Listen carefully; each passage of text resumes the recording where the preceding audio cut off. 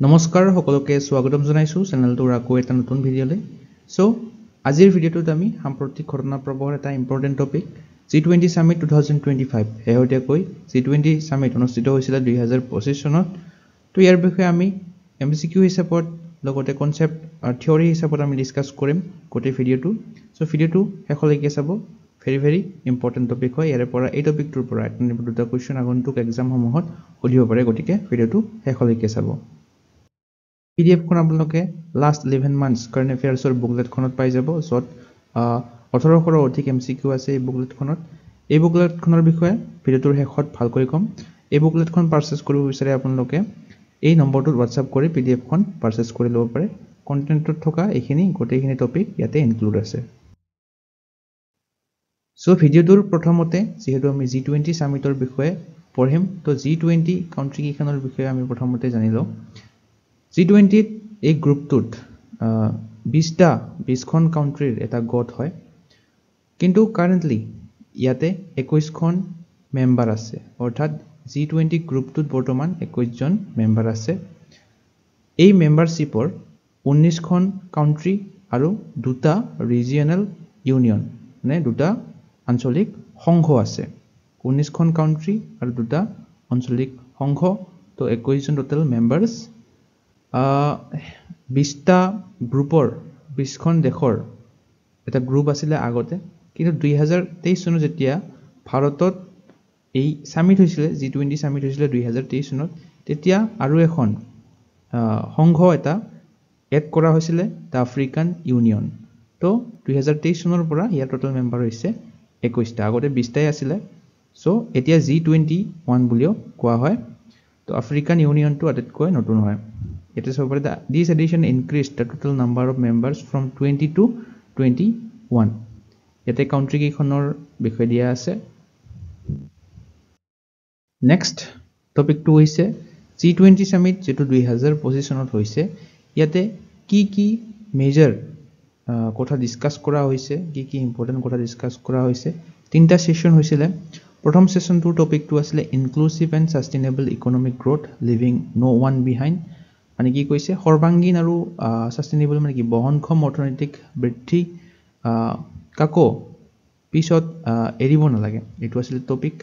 Second সেশনটো কি আছিল এ ৰিসাইলেন্ট world দা G20's কন্ট্ৰিবিউশন এখন স্থিতিস্থাপক পৃথিৱী G20 ৰ অৱদানৰ বিষয়ে আলোচনা কৰা হৈছিল আৰু 3 নম্বৰ সেশনটোত কি কৰা হৈছিল টপিকটো আছিল a fair and just future for all মানে সকলোৰ বাবে এটা নিষ্পক্ষ আৰু ন্যায়সংগত ভৱিষ্যতৰ বাবে আলোচনা কৰা হয় এই তিনিটা সেশনত নেক্সট আমি পঢ়িম ইন্ডিয়াস কি প্ৰপোজালস অৰ্থাৎ 2025 চনৰ এই G20 সন্মিলনত ভাৰতে কি ইম্পৰ্টেন্ট কি প্ৰপোজাল কৰিছিল ইম্পৰ্টেন্ট প্ৰস্তাৱ কি কৰিছিল হেবিলাক আমি ডিসকাস কৰিম proposals were presented in G20 summit 2025 by Prime Minister Narendra Modi ভাৰতৰ প্ৰধানমন্ত্ৰী নৰেন্দ্ৰ মোদীয়ে ভাৰতৰ হৈ এই প্ৰস্তাৱবিলাক প্ৰেজেন্ট কৰিছিল আৰু এই ইনিশিয়েটিভ বিলাকে বিশেষকৈ গ্লোবাল সাউথ বা বিশ্বৰ যিবিলাক দক্ষিণৰ দেশসমূহ আছে সেইবিলাকক অগ্ৰাধিকাৰ দিয়া হৈছিল এই প্ৰস্তাৱবোৰৰ ভিতৰত এই তিনিটা হৈছে important drug terrorism Nexus developing a global strategy to combat the link between drug trafficking and terrorist financing মানে কি কৈছে ড্ৰাগছ সৰবৰাহ আৰু সন্ত্ৰাসবাদী বিত্তীয় সাহায্যৰ মাজত যিবিলাক সংযোগ আছে তাৰ বিৰুদ্ধে যুঁজিবলৈ এক বিশ্বব্যাপী কৌশল প্ৰস্তুত কৰাৰ বাবে প্ৰস্তাৱ কৰিছিল সেকেন্ড প্ৰস্তাৱটো হৈছিল ট্ৰেডিশনাল knowledge ৰেপজিটৰি creating a platform for sharing traditional knowledge system such as health and environment অৰ্থাৎ স্বাস্থ্য আৰু পৰিবেশক বিশেষকৈ গুৰুত্ব প্ৰদান কৰা হৈছিল ইয়াৰ বাবে এটা পৰম্পৰাগত জ্ঞান ব্যৱস্থা ট্ৰেডিশনাল নলেজ সিস্টেম ক্ৰিয়েট কৰাৰ বাবে প্ৰস্তাৱ কৰিছিল আৰু 3 নম্বৰ প্ৰস্তাৱটো হৈছিল south Africa skills multiplayer initiative aims to train 1 million certified trainers in Africa over the next decade অৰ্থাৎ অহা 10 বছৰত দক্ষিণ আফ্ৰিকাত অৰ্থাৎ আফ্ৰিকাত দক্ষতা বিকাশৰ বাবে 1 মিলিয়ন বা 10 লাখ প্ৰশিক্ষকক প্ৰশিক্ষণ দিয়াৰ বাবে এইম কৰিছিল বা প্ৰস্তাৱ দিয়া হৈছিল তো এই কেইটা আছিল ভাৰতৰ কি প্ৰপ'জেলছ এইকেইটা আপোনালোকে মনত ৰাখিব চেষ্টা কৰিব এক্সামত যিকোনো ধৰণে কুৱেশ্যন আহিব পাৰে আজিকালি ষ্টেটমেণ্ট ৱাইজ কুৱেশ্যন দিয়ে কোন কেইটা ষ্টেটমেণ্ট ট্ৰু হয় কোন কেইটা ফলছ হয় তেনেকৈ আমি ক'ব লাগে চ' এইখিনি মনত ৰাখিব নেক্সট আমি পঢ়িম আৰু এইকেইখন হৈছে কাউণ্ট্ৰি ইয়াতে লিখি দিয়া হৈছে আমি পঢ়িলোঁ 21খন টোটেল মেম্বাৰ আছে আগতে 20খন আছিলে শেহতীয়াকৈ 2023 চনত যেতিয়া ভাৰতত হৈছিলে G20 সামিট তেতিয়া এখন এড কৰি 21 হৈছে তো ইয়াতে চাব পাৰে এই 19খন হৈছে দেশ ইণ্ডিয়া আছে Argentina Australia Brazil Canada China France Germany Indonesia Italy Japan south Korea Mexico Russia Saudi Arabia south Africa Turkey UK বা ইউনাইটেড কিংডম USA বা ইউনাইটেড ষ্টেট অফ আমেৰিকা তো 19খন দেশ আৰু দুখন সংঘ আমি পঢ়িছিলোঁ টু ৰিজিয়নেল এছ'চিয়েশ্যন সেই দুটা এছ'চিয়েশ্যন হৈছে ইউৰোপিয়ান ইউনিয়ন আফ্ৰিকান ইউনিয়ন প্ৰথম কুৱেশ্যনটো হৈছে recently on which continent G20 summit in November 2025 was held for the first time কোনখন মহাদেশত 2025 চনৰ নৱেম্বৰ মাহত প্ৰথমবাৰৰ বাবে G20 শীৰ্ষ সন্মিলন অনুষ্ঠিত হৈছিলে এই চাৰিটা অপচনৰ শুদ্ধ উত্তৰটো হয় অপচন সি আফ্ৰিকান কণ্টিনেণ্ট অৰ্থাৎ আফ্ৰিকা মহাদেশত প্ৰথমবাৰৰ বাবে G20 সামিট অনুষ্ঠিত হৈছিলে নেক্সট কুৱেশ্যনটো হৈছে which country is the host of the G20 summit 2025 কোনখন দেশে 2025 চনৰ এই G20 সন্মিলনটো আয়োজন কৰিছিলে ইণ্ডিয়া ব্ৰাজিল ইণ্ডোনেছিয়া নে সাউথ আফ্ৰিকা অপচন সি টো হ'ব শুদ্ধ উত্তৰ সাউথ আফ্ৰিকা দেশখনে 2025 চনৰ G20 সন্মিলন আয়োজন কৰিছিলে তিনি নম্বৰ কুৱেশ্যনটো হৈছে the G20 summit 2025 is being held in which city of south Africa তো দক্ষিণ আফ্ৰিকাৰ G20 সন্মিলন 2025 চনত অনুষ্ঠিত হৈছিলে কোনখন চহৰত অনুষ্ঠিত হৈছিলে এতিয়া আমি ক'ব লাগে ইয়াৰে অপচন বি2 হ'ব শুদ্ধ উত্তৰ জোহানেছবাৰ্গত অনুষ্ঠিত হৈছিলে এই G20 সামিট 2025 টো নেক্সট 4 নম্বৰ কুৱেশ্যনটো হৈছে which edition of G20 summit is being held in November 2025 2025 চনৰ নৱেম্বৰ মাহত G20 সন্মিলনৰ কোনটো সংস্কৰণ অনুষ্ঠিত হৈছিলে কোনটো এডিশ্যন এইটো আছিলে 20th এডিশ্যন অৰ্থাৎ 20th এডিশ্যন 20তম সংস্কৰণ আছিলে 2025 চনৰ এইটো G20 সন্মিলনটো 5 নম্বৰ কুৱেশ্যনটো when was G20 summit 2025 held কেতিয়া অনুষ্ঠিত হৈছিল 2025 চনৰ এই G20 সামিটটো G20 সামিট অনুষ্ঠিত হোৱা ডেটটো হৈছে option A November 22nd to 23rd দুদিনীয়া কাৰ্যসূচীৰে এই সামিটটো অনুষ্ঠিত হৈছিল 22 নৱেম্বৰৰ পৰা 23 নৱেম্বৰ লৈকে next who is the G20 summit 2025 chairman বা অধ্যক্ষ কোন আছিলে G20 সন্মিলন যিটো 2025 চনত শেহতীয়াকৈ অনুষ্ঠিত হৈছিল তো 2025 চনৰ G20 সন্মিলনৰ অধ্যক্ষজনৰ নাম হৈছে অপচন সি চাইৰেল ৰামাফোসা অৰ্থাৎ সাউথ আফ্ৰিকাৰ দক্ষিণ আফ্ৰিকাৰ যিজন প্ৰেসিডেন্ট আছে ৰাষ্ট্ৰপতি চাইৰেল ৰামাফোসা এখেতে হৈছে তেওঁ এখেতে অধ্যক্ষতা কৰিছিল 2025 চনত 7 নম্বৰটো what is the theme of 2025 G20 Johannesburg summit জোহানেছবাৰ্গত অনুষ্ঠিত হোৱা 2025 চনৰ G20 সন্মিলনৰ বিষয়বস্তুটো কি আছিল ইয়াৰে অপচন ডি2 হয় শুদ্ধ উত্তৰ সলিডাৰিটি ইকুৱেলিটি এণ্ড সাষ্টেইনেবিলিটি এইটো আছিল থিমটো 8 নম্বৰ কুৱেশ্যনটো who represented India at the G20 summit in Johannesburg তো ভিডিঅ'টোৰ প্ৰথমতে আমি পঢ়িছিলোঁ G20 সন্মিলনত ভাৰতক কোনে প্ৰতিনিধিত্ব কৰিছিলে ভাৰতৰ প্ৰধানমন্ত্ৰী নৰেন্দ্ৰ মোদীয়ে প্ৰতিনিধিত্ব কৰিছিলে এই G20 সন্মিলন 2025 9 নম্বৰ কুৱেশ্যনটো হৈছে হুইচ আদাৰ summit Indian prime minister Narendra Modi also attend during 2025 G20 summit তো 2025 চনত G20 সন্মিলনত অংশগ্ৰহণ কৰাৰ লগে লগে নৰেন্দ্ৰ মোদীয়ে ভাৰতৰ প্ৰধানমন্ত্ৰী আন কোনখন সন্মিলনত অংশগ্ৰহণ কৰিছিলে আমাক সুধিছে ইয়াৰে অপচন বি2 হয় শুদ্ধ উত্তৰ দা IBSA সামিট অৰ্থাৎ Indian Brazil south Africa summit এইখন সামিটতো অংশগ্ৰহণ কৰিছিলে 10 number কুৱেশ্যনটো according to India's key proposal at the 2025 the G20 Africa Skills Multiplier Initiative aim to train how many certified trainers in Africa over next 10 years তো ভিডিওটোৰ প্ৰথমতে আমি প্ৰপ'জাল কিটা পঢ়িছিলোঁ তো ইয়াৰে কোনটো শুদ্ধ হ'ব ইয়াৰে অপশ্যন বি টু হ'ব শুদ্ধ উত্তৰ 1 মিলিয়ন অৰ্থাৎ 10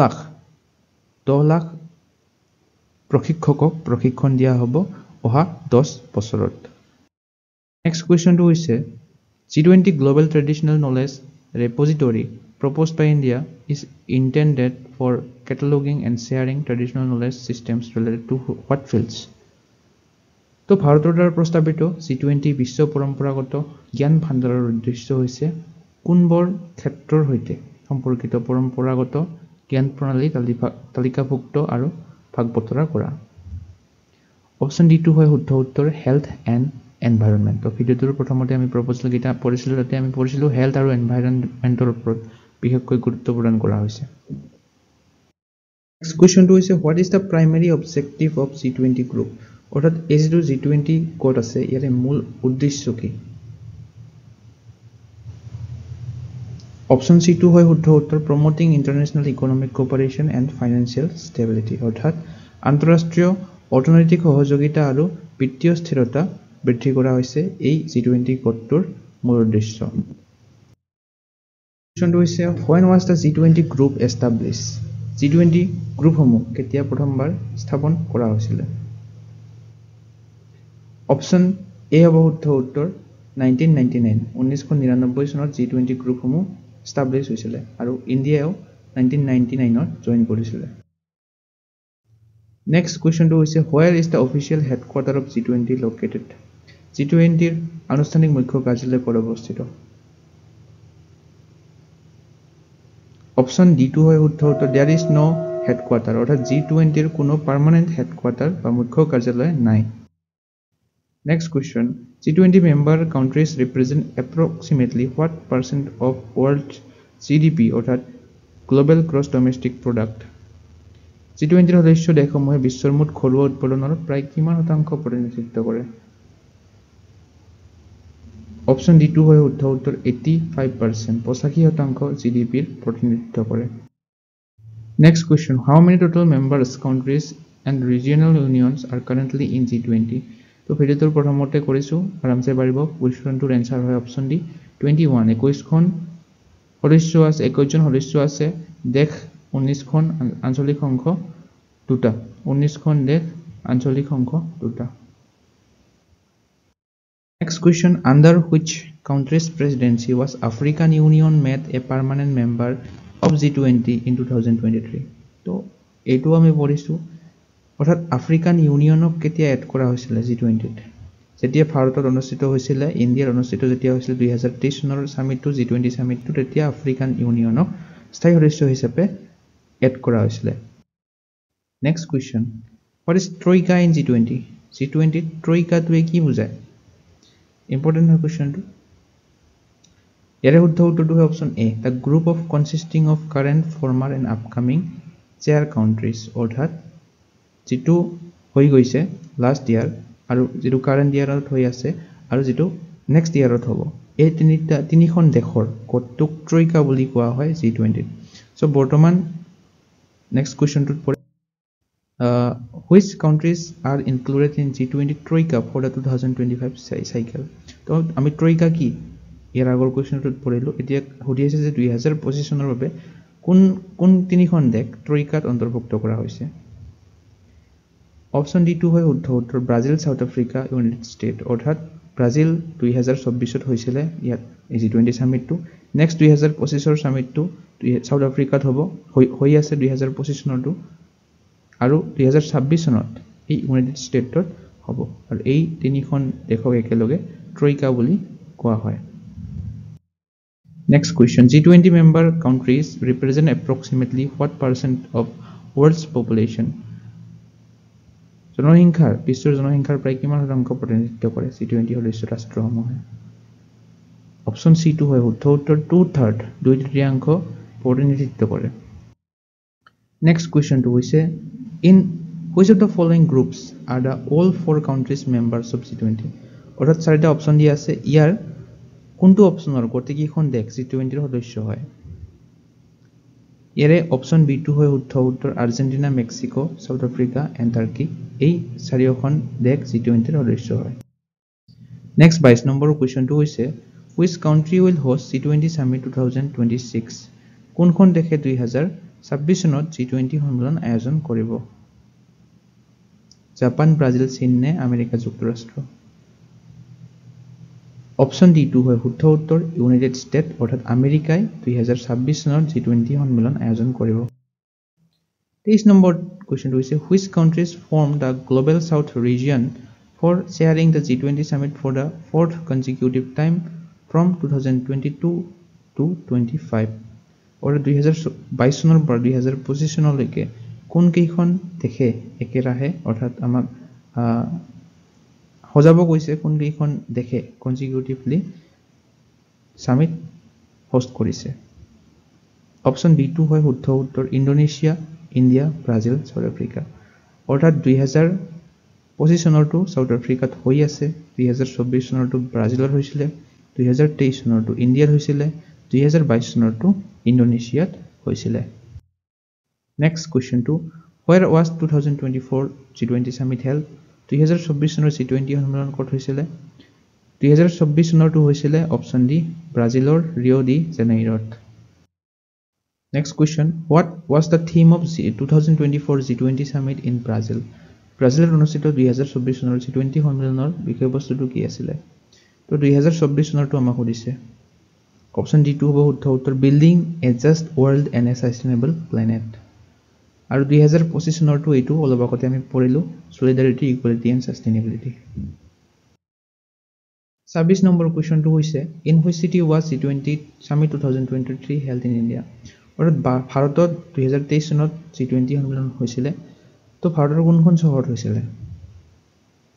অপচন ডি টু হয় শুদ্ধ উত্তৰ নতুন দিল্লীত অনুষ্ঠিত হৈছিল G20 সন্মিলন 2023 চনৰটো 28 number question what is the term used for representative appointment by each member country to prepare for G20 summit G20 সন্মিলনৰ বাবে প্ৰস্তুতি চলোৱাৰ বাবে প্ৰতিখন সদস্য দেশে নিযুক্ত কৰা প্ৰতিনিধিজনৰ বাবে কি শব্দ ব্যৱহাৰ কৰা হয় বা প্ৰতিনিধিজনক কি বুলি কোৱা হয় এটো এটা ইম্পৰ্টেন্ট কোৱেশ্চন হয় অপচন সি টু হয় শুদ্ধ উত্তৰ শেৰপা বুলি কোৱা হয় তো 28 নম্বৰ কোৱেশ্চনটো হৈছে which country boycotted 2025 G20 summit তো G20 সন্মিলন 2025 চনত কোনখন দেশে বৰ্জন কৰিছিল অৰ্থাৎ 20খন দেশে কেৱল পাৰ্টিসিপেট কৰিছিল এখন কাউন্ট্ৰি বয়কট কৰিছিল এইখন হৈছে option A United States of America. So আজিৰ ভিডিওটোৰ কোৱেশ্চনটো হৈছে where was the first G20 summit held? প্ৰথম G20 সন্মিলন ক'ত অনুষ্ঠিত হৈছিল? আমি পঢ়িলো প্ৰথম 1999 ত হৈছিল তো আপোনালোকে ক'ব লাগে ক'ত অনুষ্ঠিত হৈছিল এই চাৰিটা অপচনৰ কোনটো শুদ্ধ হয় আপোনালোকে কমেন্ট কৰি জনাব ইয়াৰ লগতে আপোনালোকে যদি লাষ্ট 11 মান্থৰ কাৰেন্ট এফেয়াৰ্ছৰ কন্টেন্টখিনি আমাৰ চেনেলটোৰ ল'ব বিচাৰে আসাম নেশনেল ইন্টাৰনেশনাল গোটেইখিনি কাৰেন্ট এফেয়াৰ্ছ আছে ইম্পৰ্টেন্ট 1800ৰ অধিক এমসিকিউ আছে এই বুকলেটখনত জানুৱাৰীৰ পৰা নৱেম্বৰ মাহলৈকে প্ৰতিখন মাহৰে 100ৰ অধিক এমসিকিউ আছে লগতে এই টপিক স্পেসিফিক এইবিলাক আছে কন্টেন্টত থকা Assam budget Assam civilian awards Nobel prize হওক আইসিসি ওমেন্স ওয়াৰ্ল্ড কাপ 2025 সকলোবিলাক পাব বিলাক এমসিকিউ ফৰম্যাটত দিয়া আছে আৰু যিবিলাক ৰিলেটেড পইণ্টছ আছে সেইবিলাক এটাচ কৰি দিয়া আছে ইমেজ প্ৰভাইড কৰা আছে মনত ৰাখিব সুবিধা হোৱাৰ বাবে সো আপোনালোকে এই বুকলেটখন পাৰচেজ কৰিব বিচাৰিলে সিম্পলি এই WhatsApp নম্বৰটোত WhatsApp কৰি আপোনালোকে এই পিডিএফখন পাৰচেজ কৰিব পাৰে বাকি আজিৰ ভিডিওটো চাই কেনে পালে কমেন্ট সেকশনত জনাবলৈ নাপাহৰিব চাই যদি ভাল পালে তেনেহলে লাইক এটা কৰি দিব শেয়াৰ এটা কৰি দিব লগতে এসেনশিয়েল ষ্টাডিজন চেনেলটো সাবস্ক্ৰাইব কৰি ল'ব আৰু ধৰণৰ কন্টেন্ট আগলৈ পাই থাকিবৰ বাবে আজিলৈ মানে ধন্যবাদ